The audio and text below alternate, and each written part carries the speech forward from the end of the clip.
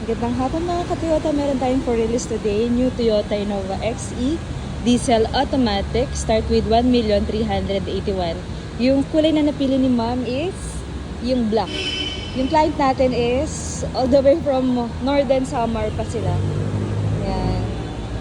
Napili ni ma'am dito sa Quezon City kasi nga bukod sa mas mababa yung cash out and down payment, yung monthly, meron tayong available na black dito sa Toyota Quezon Avenue. Sabi ni ma'am, medyo hirap daw talaga makahanap ng black.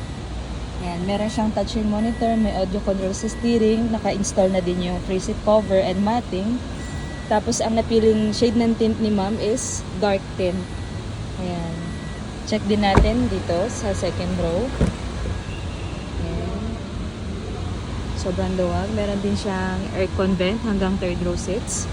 Meron siyang spoiler, meron siyang pin type antenna, may reverse camera. Yan, kompleto naman siya. Tapos, ito yung pin type antenna. Yan, check natin yung sa likod. Yan. Ito yung early warning nila customer. Headrest dito para sa third row seats. Yan.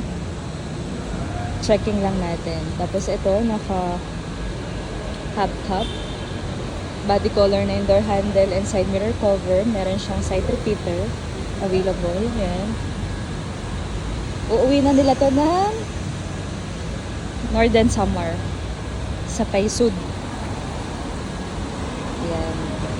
Kulang na lang siya ng paglights. Yan. Pero naka-keyless entry na siya. May remote na din siya pag nag-start yung unit natin.